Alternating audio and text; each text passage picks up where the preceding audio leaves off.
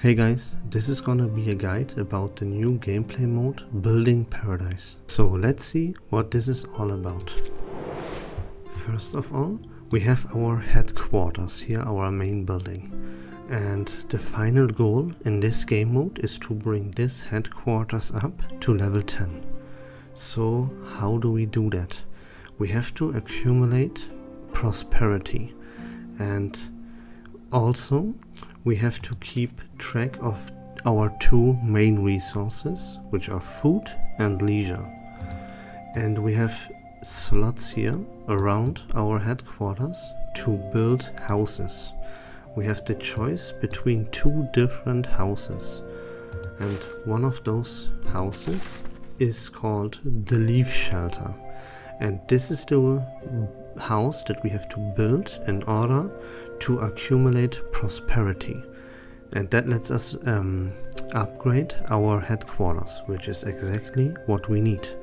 But every time we build one of those leaf shelters, our food and leisure demand increases, so we have to keep an eye on that.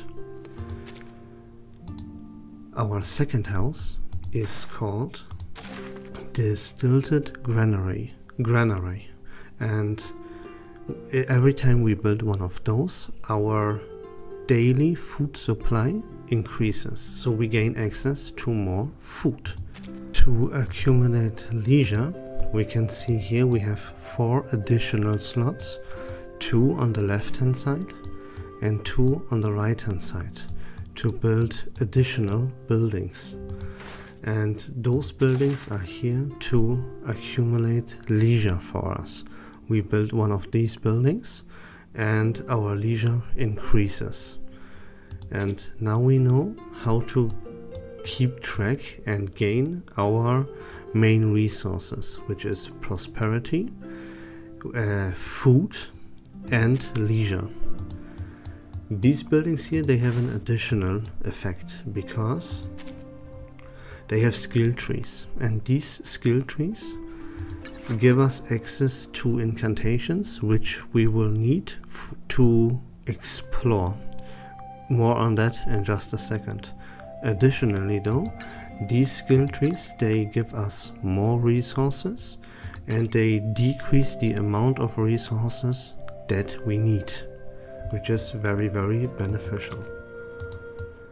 There is one more note about these buildings and houses that I want to give. It is always more beneficial to upgrade one of your houses instead of building a second one, so keep that in mind. Now let's take a look at actually exploring. But before we hop into this, I have to tell you about 3 additional resources that we need to build our houses and these buildings here on the site, and to upgrade those and to go further in the skill trees and all that stuff.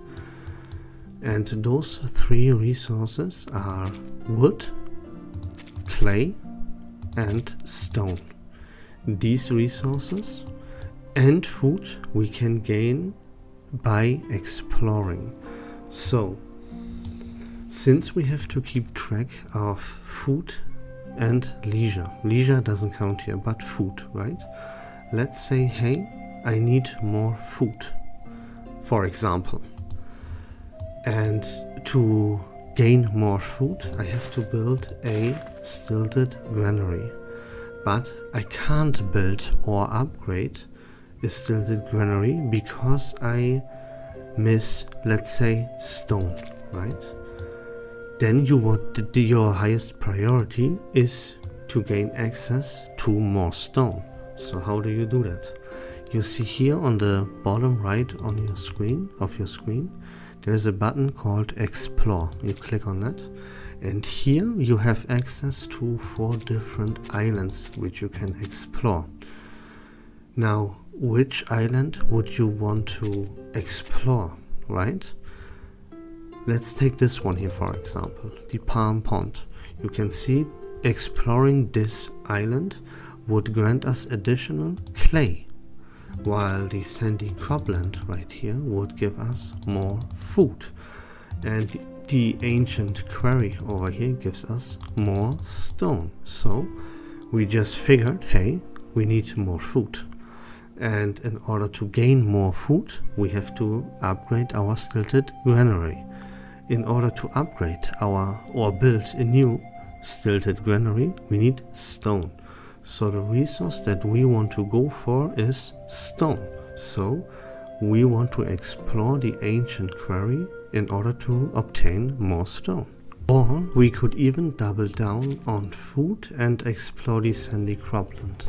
But I would recommend always to go for the resources that you need to build and or upgrade your buildings. So I would always go for stone, pretty much, unless you are like really low on the bare minimum of food.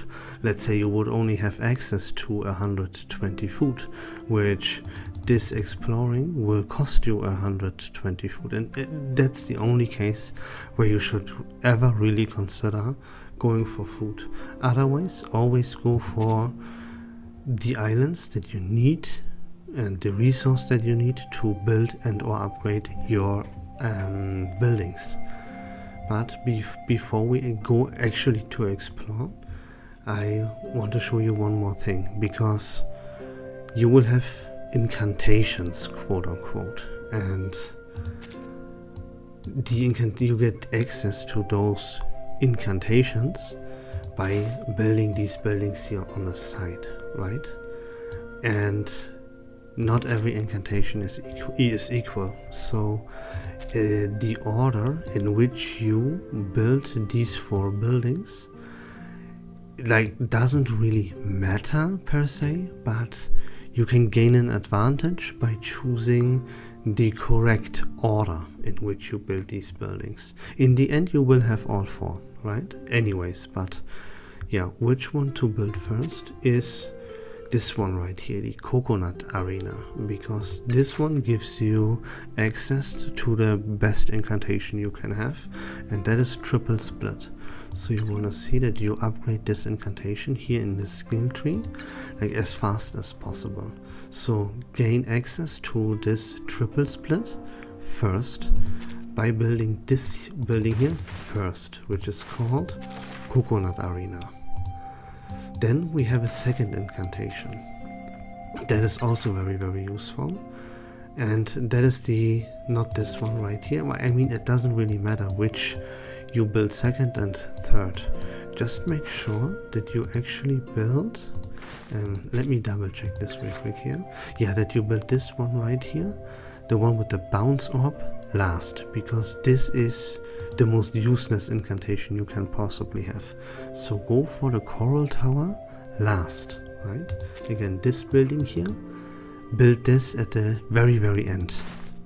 This building does not matter other than giving you leisure, because the incantation is useless.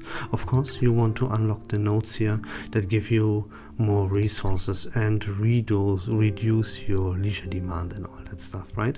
But the incantation itself, the bounce orb, is useless. So which one you should build second and third, it doesn't really matter.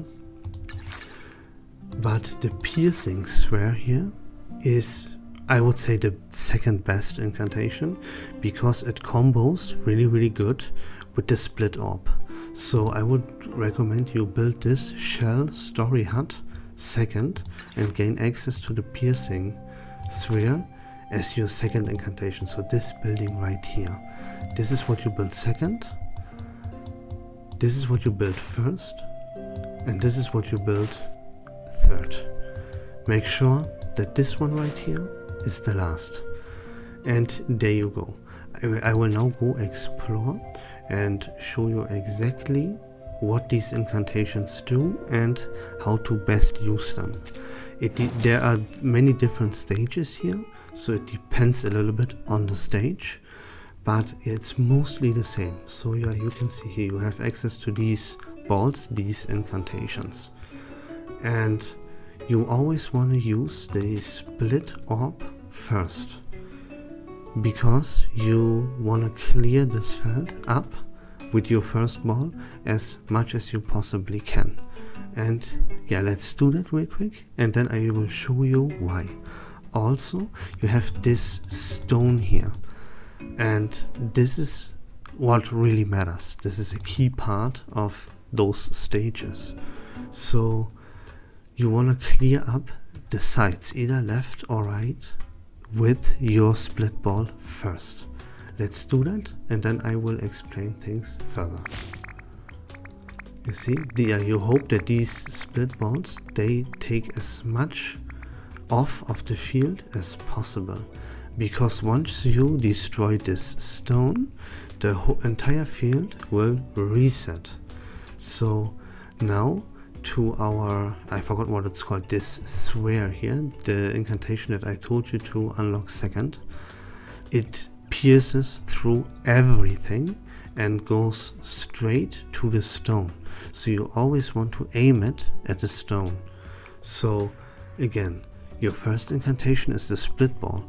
You aim with the split ball to eradicate as many things as possible from the field, to then with your second incantation, which is this sphere right here, destroy the stone and reset the entire field again, like this. Unfortunately, yeah, see, that didn't work. What we aim for is to destroy this stone. In case it doesn't work, just in my case, you use your other incantations also on the stone to destroy it, just to reset the field, right? Yeah, it doesn't always work. See, now the whole entire field is reset, and we can go and yeah, destroy, like, as we have enough room now, enough resources to gain here. This is the best way to do it. There's one more thing. You can see these dots here, they have different colors. Oops, I didn't mean to throw it, that doesn't matter. You can see these dots, they have different colors. And here on the right hand side of your screen you can see which color gives you which resource. Yeah, you see why it was so beneficial to reset the field.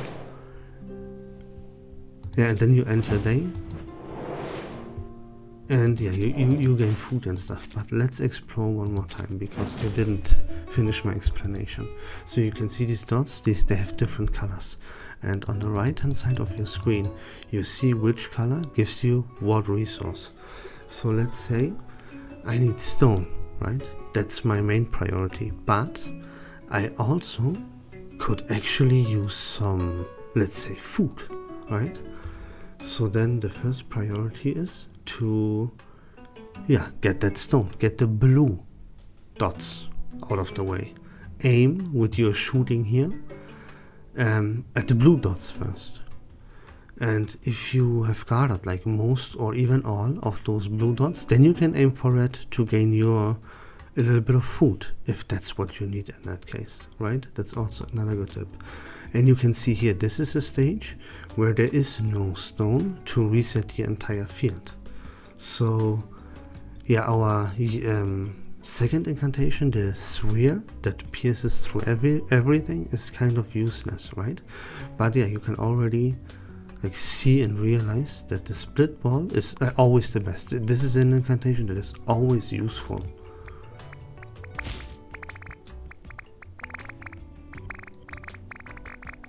And another thing, if you shoot these balls, you can not only choose the direction in which this ball will shoot, but also how hard you will shoot. You see this line? I can increase it and decrease it.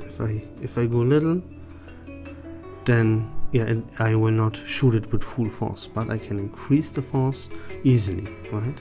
Yeah, you will figure this out easily. And then yeah, you just try to clear as many dots as you can, and always aim at the dots that give you the resource that you need, right? And that's really all about it. You will then just keep playing this until your headquarters is level 10, and until you unlocked all the rewards, and that's about this game mode, right? So yeah, I showed you everything, how to gain access to the resources, and to food, to leisure, to wood, etc. I showed you how the exploring works, and what incantations are the best and what buildings you have to build and when to build them. And that's all you have to know about this game mode. Now again, there's a rest button here above the explore button. That is one that you will almost never need. I used it like once or twice, right? Once to just see what happens, and yeah, the second time because I just didn't have enough food to do anything, right? I didn't have enough food to explore, so I chose rest because that was the only thing that I could do to end the day. And that's about it, right? So yeah, I mean, you have no other option. If you have enough food to explore. If not, you have to rest. And that's about it, guys. I hope that was fun and informative. If you like reverse 1999 content in general, please consider leaving a follow on my channel. I would really appreciate it. But until next time, take care of yourselves, have a great day, and we love this game.